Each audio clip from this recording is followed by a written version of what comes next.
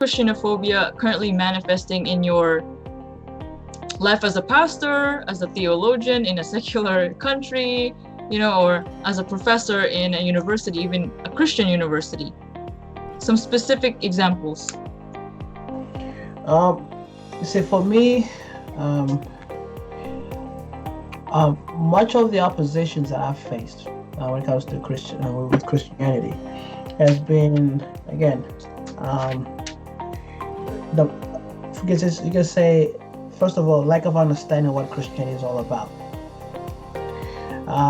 The only thing that people, at least especially in Korea, what they see is, let's just say, pastors who, and basically the view of, pastors are, crazy busy this side. Yes. Waking up at 4:30, having the first service every day at 5:30 in the mornings and all that. But and so the whole thing of dedication. But one thing that really creates a bad image is that whenever there is a pastor who makes a small mistake, it becomes a national news. Everyone will know. And then you'll find that it is that, and therefore then they take everything, and basically there's a whole thing of, now that's how Christians are,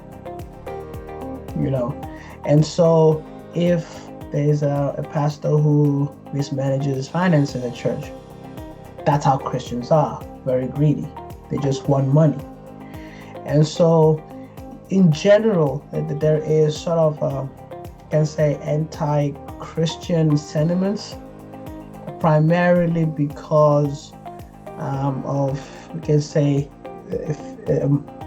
few minor pastors who manages to do something wrong. But then again, that's a whole thing of it becomes a national news because people in general, they are so anti-Christians. And this is simply because they see Christianity merely as, again, Western religion. And I think Korea simply is there to sort of conserve its cultural identity. And so anything that is Korean, it's definitely elevated. Anything that seems to be from the West, except for entertainment and fashion, then it's just bad.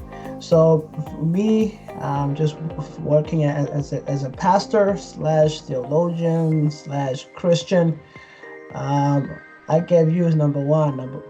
Basically, in many views, I am very materialistic, very greedy, and of course, a cancer to society. I can say for me in academia, right now I teach at a Christian school, so that affords some protection. But I have taught at a secular school for the past 19 years. And having tenure is great. Being a professor is great, because it does offer some protections that you would not normally get. I do know earlier in my career, what we would call microaggressions was something that, I experienced. I had people question whether or not I could teach a sociology religion class because I was a Christian, whereas they did not question whether I could teach a race and ethnicity class even though I'm an African American. Things like that. People using things like such as Bible thumper, just as a matter of course, and that still happens today sometimes. So there's that. I'm not going to say that I experience any sort of really powerful discrimination as a Christian, but I will say that I have talked with Christians who have, and usually it's those at the younger ranks who don't have tenure yet. I do know one notable case, or a couple notable cases, of people with tenure, which protected them, but it led them to being shunned in their department. So I know that that's some of the dynamics that's occurring in academia, and some of the day-to-day discriminations that you see. we're going to go into more of, for the fourth question about the effects of Christianophobia. So I would like to follow up on that, Dr. Yancey. But even, how is it manifesting in your life there in Denmark? Well, I think I am a public person, and I have been for years. I've been writing about giving comments on political life from a Christian perspective, Christian conservative perspective.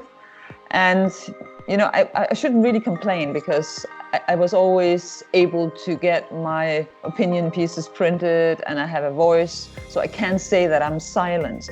But of course, I have met a lot of resistance, and I would say it's still possible for me to have my voice heard, but it's getting more and more difficult to find a job. Because if you have Christian conservative views, there are a lot of jobs you cannot have anymore, or you will get fired. For instance, if you are against same-sex marriage here in Scandinavia, forget about it. You won't get any kind of job anymore. And I think that's quite worrying, because many Christians would then start to self-censure them, or start to censure themselves and say, okay, I might have this faith or this opinion, but I better stay, you know, low-key and just not say anything. And that's where I think that secular society is holding us captive, and are, you know, sort of imprison us. Because even though we are not put to jail, like they were, for instance, in the Soviet Union, you would put yourself to jail, say, okay, I don't want to, you know, be very outspoken about my faith. I don't want to say anything. For instance, if you go to a dinner party with friends and you have this kind of views, they might, you know, try to distance themselves from you, and you will feel marginalized. So I think people actually are limiting themselves because they are afraid of the consequences. And I know that for sure, that, for instance, whenever I give talks at churches, I think what I always have the feeling it is the core problem for many Christians is fear. They are extremely fearful because they know that it has so many consequences if you stand out with your Christian conservative views. Nobody wants to talk to you, nobody wants to employ you. So you just, I mean, die. It means that nobody takes care of you anymore. And I mean, if you're fired and you can't get your books published and things like that, I mean, you're just a known name. You're just non-existent. Maybe you can get a cleaning job, or you can be a taxi driver. And I think this is the situation for many Christians if they actually don't want to compromise. And it was exactly the same in the Soviet Union. People who were highly educated but disagreed with the Soviet system, you know, they could clean the floors and the toilets and things like that. And I think we're heading in the same direction, unfortunately.